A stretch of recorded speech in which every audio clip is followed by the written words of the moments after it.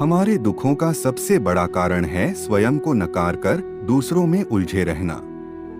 कई बार देखा गया है कि जो हो गया उसे हम स्वीकार नहीं कर पाते और जो नहीं मिला उसे छोड़ नहीं पाते। अधूरी इच्छाओं का दुख हमें उस सुख से भी दूर कर देता है। सत्य तो यह है कि दुख कोई स्थूल वस्तु या स्वतंत्र अस्तित्व नहीं रखता। दुखी रहना तो एक मानसिक बीमारी है। नकारात्मक मानसिकता को बदलने और ज्ञान वृद्धि हेतु वीडियो को अंत तक देखें। विलंब न करते हुए आरंभ करते हैं।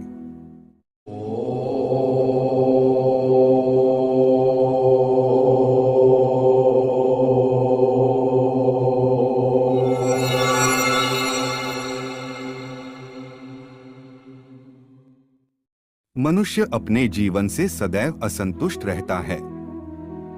वह इस बात के लिए दुखी होता है कि मेरा साथ देने वाले ठीक नहीं हैं।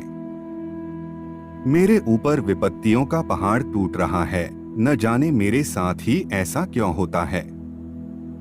मेरे न तो रिश्तेदार काम आते हैं, न घर के लोग ठीक हैं। मेरा तो भाग्य ही ठीक नहीं। अधिकांश रूप से ऐसे विचार मनुष्य के अंदर आते रहते हैं और वह चिंता में डूब जाता है। चिंता चिता के समान है।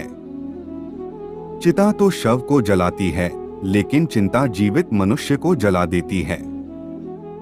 यह ऐसी दीमक है जो एक बार लग जाए तो व्यक्ति को चाटकर ही छोड़ती है।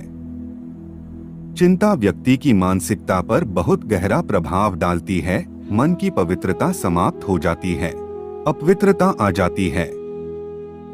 चिंता मनुष्य के शरीर को खा जाती है।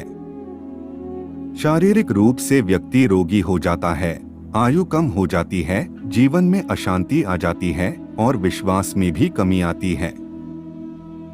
भारत में अधिकतर लोग भाग्यवादी हैं। उदाहरण के लिए, राम भरोसे बैठकर रहा खाट पर सोए। अनहोनी होनी नहीं, होनी हो सो होए। यह भाग्यवादी दृष्टिकोण है जो व्यक्ति को नीचे गिराता है। ऐसा व्यक्ति सोचता है कि जो होना है वह अवश्य होगा, जो नहीं होना वह नहीं होगा। इसलिए आराम से बैठे रहें, जो होगा देखा जाएगा। भाग्य के भरोसे बैठे रहना कायरता है। दुर्भाग्य से समाज आज भाग्यवादी बन गया है। अनेक बार हम ज्योतिषियों की बातों में आकर भाग्य के भरोसे बैठे रहते हैं कि अभी समय ठीक नहीं चल रहा। अजगर करे न चाकरी, पंछी करे न काम। दास मलुका कह गए सबके दाता राम। यह ठीक है कि राम ही सबके दाता हैं, मगर यह कहना कि अजगर नौकरी नहीं करता, पंछी काम नहीं करते तो भी उन्हें खाना मिल जाता है। हमें भी काम करने की क्या जरूरत है, जो भाग्य में होगा मिल जाएगा। यह विचार नकारात्मक है। भाग्यवादी नहीं होना चाहिए। बात बात पर हम ज्योतिषियों को हाथ दिखाने बैठ जाते हैं, डराने वाले लोग डराते हैं। परिणाम स्वरूप हम आशंकाओं से घिर जाते हैं। हाथों की रेखाओं में गुम होकर जीवन नष्ट न करें, क्योंकि कुछ व्यक्ति संसार में ऐसे हैं जिनके हाथ नहीं हैं, परंतु भाग्य उनका भी होता है और बनता बिगड़ता भी है। मनुष्य को अपना कर्म करते रहना चाहिए। आप कर्म नहीं करेंगे तो राम भी कृपा नहीं करेंगे। संसार कर्म क्षेत्र है।